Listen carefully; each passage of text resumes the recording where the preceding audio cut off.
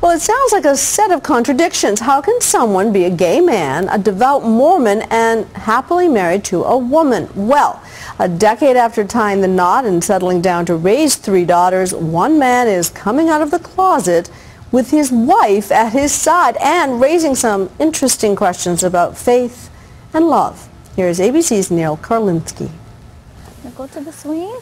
On their 10th wedding anniversary a few weeks ago, Josh and Lolly Weed revealed a secret so sensitive they had no idea what reaction it might unleash. I'm a devout Mormon, and I'm obviously married to a woman, and, you know, happily so, but I am homosexual.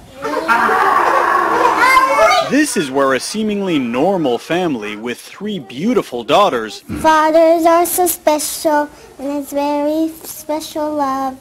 turns into a social experiment that challenges what it is to be Mormon, what it is to be gay, and what it is to be married. You know, the first question most people have is, well, how does that work? You're a gay man married to a woman. Good question. It works well. It works well. Yeah, it works for us. For us. Does he make cookies? By all appearances, they were a very old-fashioned couple until they came out in a most modern way. They wrote about it on Josh's blog. I am gay. I am Mormon. I am married to a woman. I am happy every single day. I have a wonderful sex life. All of these things are true, whether your mind is allowing you to believe them or not. But just to hit the very basics. Sure. Are you attracted to women at all? No. Are you sexually attracted to your wife? Yeah. Yeah. But you're not attracted to women? It can be nothing other than totally real. What we have is truly something that I cherish. That he gave up something so core to show his love for God and for me. I can't imagine anything more beautiful than that. Josh and Lolly have known each other since childhood. He first came out to his parents when he was 13.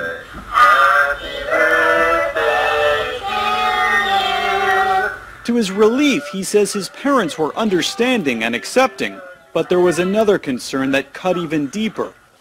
The Mormon Church, which at the time considered homosexuality a sin. After all, Josh was raised to believe that marrying and raising a family was his duty to his faith, so he turned to his best friend, Lolly. I outed myself to her when I was 16, and we seriously spent hours and hours every week, anytime we hung out, talking about this issue. It was something that we explored very deeply. It's Josh's princess. As they grew, they realized they couldn't stand to be apart, despite Josh's secret yearning to be with a man.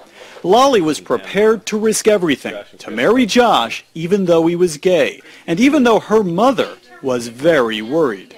So she was just like, I just don't know, I don't think this is right. Lolly wanted to go through with it anyway, saying she was spiritually guided to marry Josh. Do something loving. There you go. And so they did, and got married in front of family, friends, and the Mormon Church's holiest of holies, Temple Square in Salt Lake City. We genuinely love each other. I mean, we are best friends, but it's not just that. It's not just a friendship. I am the most beautiful woman in the world to him, and when he says, I wouldn't want any other woman, he really means it. This once secret life is now an open book.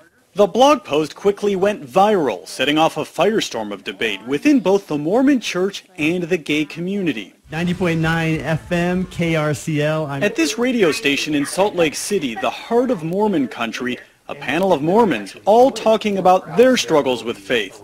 One of them is John DeLynn, who studies and writes about the Mormon Church and homosexuality.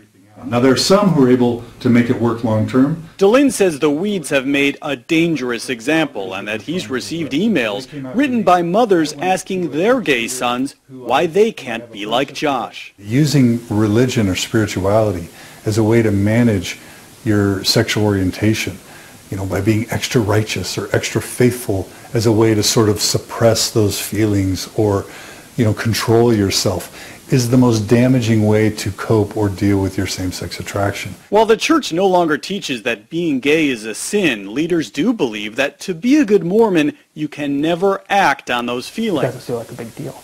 And since Josh has a private practice as a counselor, the biggest concern is that he was trying to turn gay men and convince them that a straight lifestyle is possible. I do not try to change people's sexual orientation. My assumption going into it is that their sexuality probably will not shift. Inevitably, there are people watching this who want to say to you, that you are living a lie. Why are you living a lie? I feel like I am being true to myself. I had to choose one path or another to make the choice that would be best for my life. He insists he is not bisexual and says his religion is what's most important, despite the fact that he is only attracted to men. Do you think you will ever act on that? No.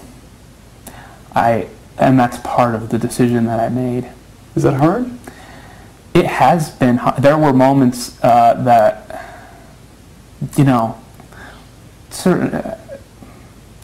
the reality of it sinking in, is this worth that loss? And ultimately, for me, it is. I'm Neil Karlinski for Nightline in Auburn, Washington. Fascinating. Our thanks to Neil. Next up, the minutes are